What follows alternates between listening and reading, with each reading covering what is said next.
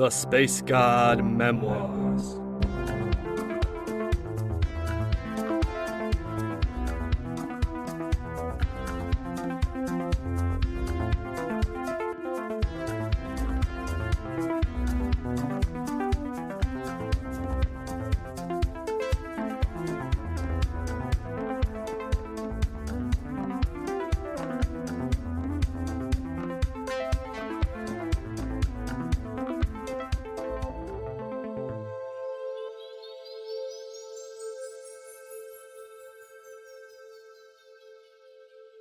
Season 2, Episode 10.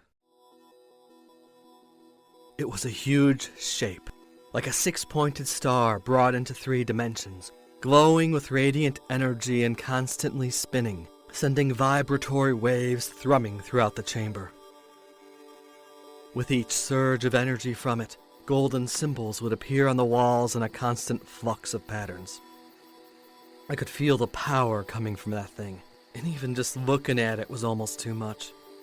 I had only been inside the core chamber for a few minutes, and already my skin was tingling, my senses feeling like they were ready to explode. I was pretty much swimming in Atra. I forced my gaze away from the spinning geometry at the chamber's apex. Though my skin still shook and the Atra surged all around me, my senses began to calm down. Too much looking at that thing, and I knew I'd be feeling higher than any junkie I'd ever met. The rest of the chamber was simple enough.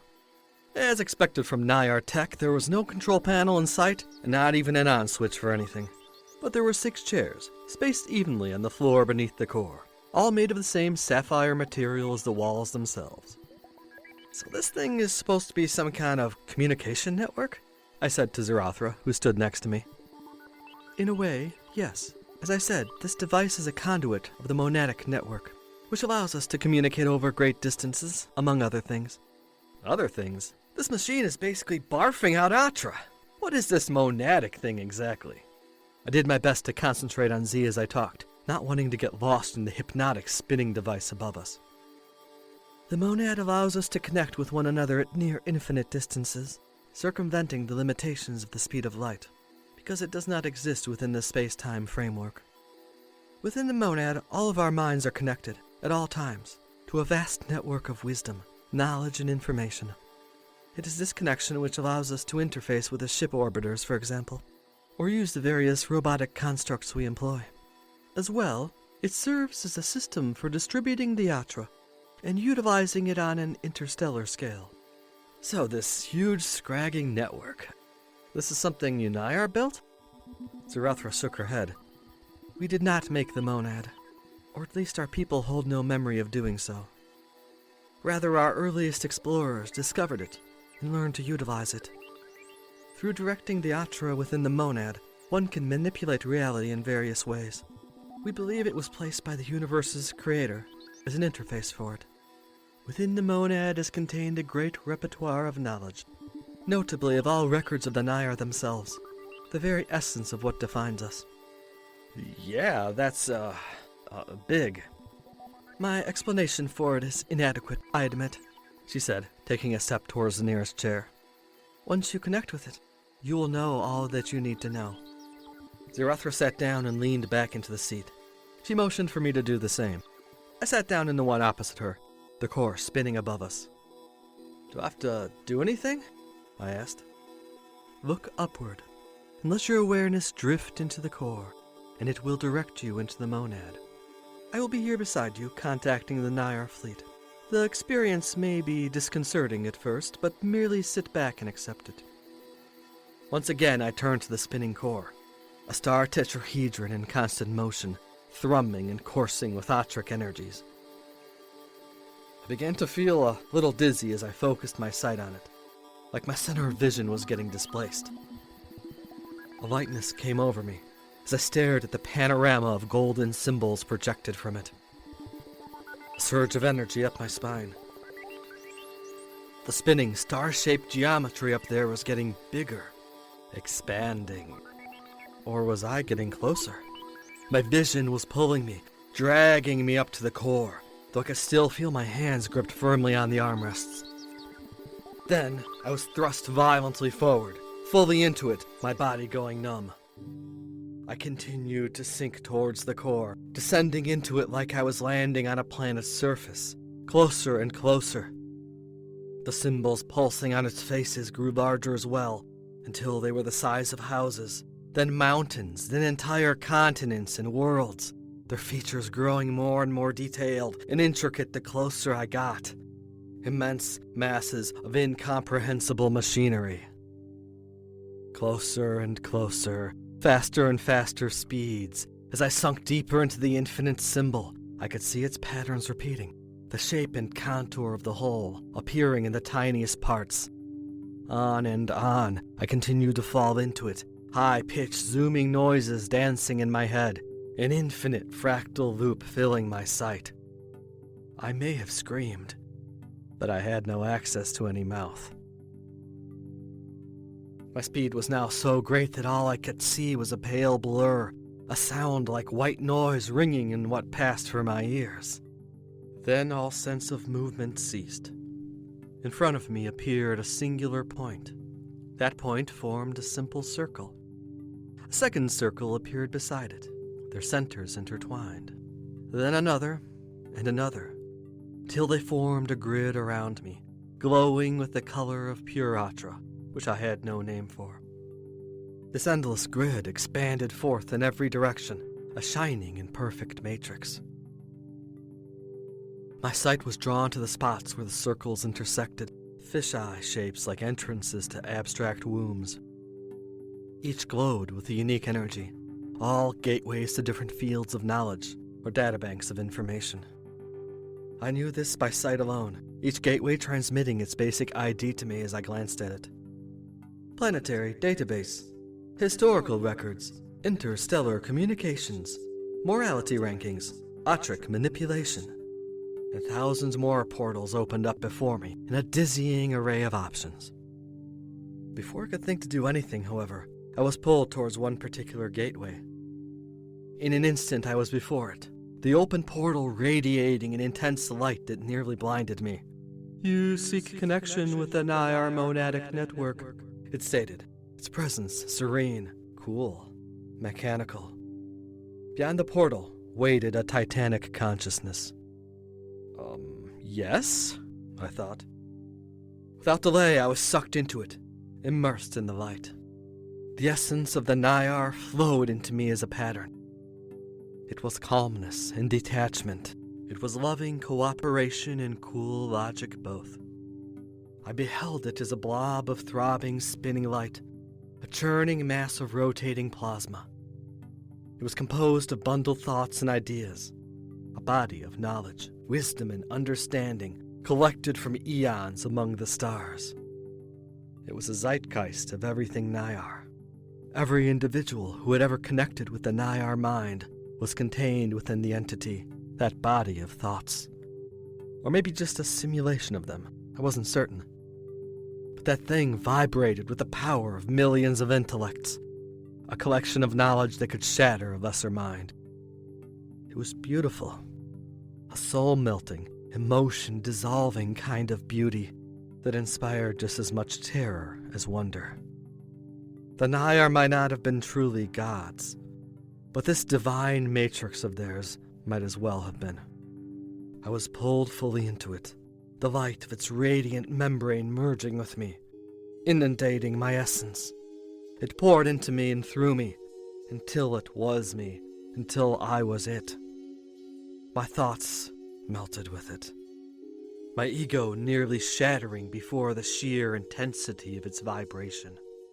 Then, I knew the monad in its entirety. This behemoth construct spreading its endless arms across the backbone of the universe, reaching to billions of worlds, connecting countless minds, containing within it all data from every civilization that had ever arisen in the known galaxy. And I beheld the Atra, flowing in sub-physical veins from person to person, in great streams planet to planet, expanding out into interstellar rivers that flowed ultimately into the center of our galaxy. All assisted and guided by this grand network that underlay our very existence. This was the monad, not the creator itself, but the prime creation, the connector of all things, the subliminal framework underlying the physical and mental both. Here, thoughts were things, and information moved freely throughout the subcosmos. It was a machine, yes, but also a living being, like some endless system of roots underlying creation. But more so, it was a thing of spirit, of dreams and visionary states, extending itself beyond the folds of what we called space and time, where physics and metaphysics fused together. In that state of pure awareness, I was conscious of a million chimes ringing harmoniously, accompanied by an endless multitude of golden symbols that spun about the non-space that was the monad. They rang like bells, their vibrations tingling with beauty and peace, truth and cooperation, love and wisdom. Those vibrations grew in intensity until they all merged into one, a unified thrum that dominated my reality, as terrifying as it was rapturous. I absolutely knew that if I went a step farther, I would vanish. Keph would be no more, dissolved into that infinite cosmic light. There would only be the endless fractal system of the monad, overlaid with the Naiar pattern. I would gain infinity, but lose myself. No, not yet.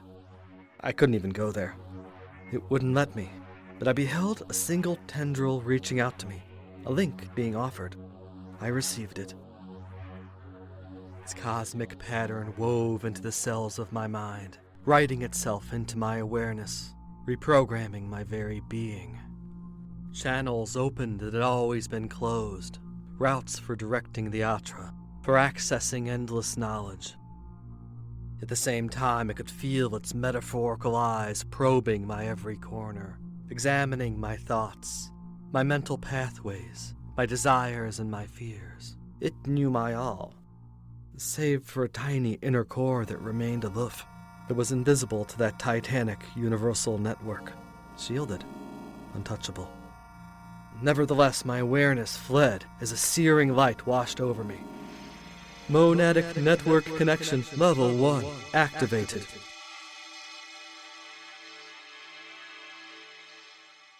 I woke covered in sweat, my breath shallow, my vision hazy. As my eyes stared up at that spinning star tetrahedron on the ceiling, I began to regain a sense of place, the feel of being in my body, of having skin and hands and eyes. Briefly, my identity was missing. I was a nameless figure, gazing upon unfamiliar scenery. It was an interesting mental state to be in, so clear, so quiet, bereft of thoughts and worries and angst. But it was a brief one. Minutes after, it all came trickling back to me. My name, my personality, Keph's continuity of existence, from his birth on Aruvis until the very moment he had sat down in this chair and linked up with that crazy god matrix. It felt like I had been reset with an upgrade. The monad was still with me, not like before, so intense it dimmed everything else, but I was still connected to it. It was there as a gentle presence, a second mind that I could imagine being behind my own. When I closed my eyes, I could see its expansive grid and vividly picture traveling down its myriad tunnels of light. But when I opened them again, the world seemed normal. Well, relatively normal. When my eyes scanned the room, every object they ran across seemed to have an identifier. A little label that popped up and had an accompanying visual in my eyesight. The huge spinning figure at the room's apex carried the designation Core Connection Unit N53124. With a glance, I could tell it had been constructed 3,178 standard years ago. And as I looked further, I was given more and more tidbits of information. Its exact dimensions, rate of spin, and its physical composition, down to the individual elements. Realizing I had very little idea what those elements even meant, I was drawn down a further path, and images came to my mind of complex charts depicting said elements. Three-dimensional illustrations of their exact molecular arrangements, a list of their distribution across the galaxy, rate of decay, and more. Eek. I pulled back, shaking it off. Yug could get lost in all that. Though maybe it could end up being useful if I bothered to get familiar with it all. But everything had a label like that. The walls, the floors, the other chairs in the room, as if one of the functions of the monad was to catalog everything and keep a record of it. Crazy. Even when I looked down at my arms and abdomen, my very body had labels. Names for every part, counts for blood cells, bone cells, microbial bacteria, and more. Just thinking about it, I could tell how healthy my body was, how much of a percentage it was from being optimal. 94.874% at that moment, due to general exhaustion and lack of hydration. There was something else too, something in my body intimately connected with the monad. I could register them moving through my blood, in my digestive tract, everywhere. Swarms of infinitesimal robots, tinier than the cells themselves, working within the body to maintain it at a cellular level, to optimize it, enhance it. They must have been there all along, I knew, ever since I had left Aruvis. That's why I hadn't actually gotten hungry since I woke up at the top of that tower, and why I was still feeling relatively okay, despite an utter lack of sleep. The nano-robots. It felt creepy, like tiny alien invaders crawling through my body, unseen and unfelt until now. I got the distinct thought that they were there for my benefit. They were sustaining my body, enhancing the muscles, the breath, the mental process, and even assisting the flow of Atra in some way. But could they harm me? I wondered. Could the Naiar choose to shut me down if I pissed them off, or even take control of me? Scrag, I didn't even want to think about that. So I forced my attention away from my body. Everything seemed all right in there, after all. Back to my present moment. I stood to my feet, doing my best to ignore all the info the monadic network was offering. A quick scan of the room told me I was alone, the sapphire chamber silent. Zirathra nowhere to be seen. Curious. Even if she had fully contacted the Naiar fleet already, I knew Z wasn't the sort to leave me unattended. Something was wrong. From outside the crystal chamber came the sound of feet crunching on soft ground. So, yeah, the Veer were here. Or our rescuers were. But then why had Z left me alone? I had the brief idea that maybe I could call out to her using the monadic network, but I wasn't sure if the Veer would be able to detect it. The walls around me shook, accompanied by blasting sounds. Yeah, had to be the Veer, and they were trying to get in. For all I knew, Z was their captive, and if I didn't act quick, I would be next. Before I could make a move, the chamber rumbled again.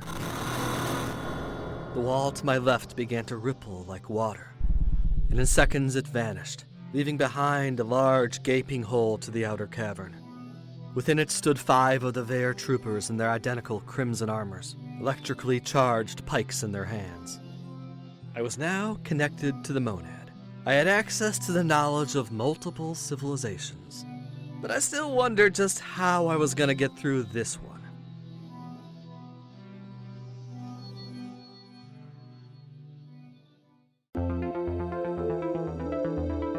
Thank you for listening to this episode of The Space God Memoirs. Space God is written, performed, and produced by A.M. Arctos. Original musical score by Alpha Colors. Various sound effects created by Industrial Strength Records Incorporated. Please support this podcast by following, rating, and sharing on your favorite social media site. For further info on Space God, its creator, and various other opinions, musings, and thoughts, go to www.spacegodmemoirs.com or follow me on Instagram, Twitter, or Facebook. If you enjoyed the Space God Memoirs, please consider supporting us by becoming a patron. Check out the Patreon link in our description to learn more.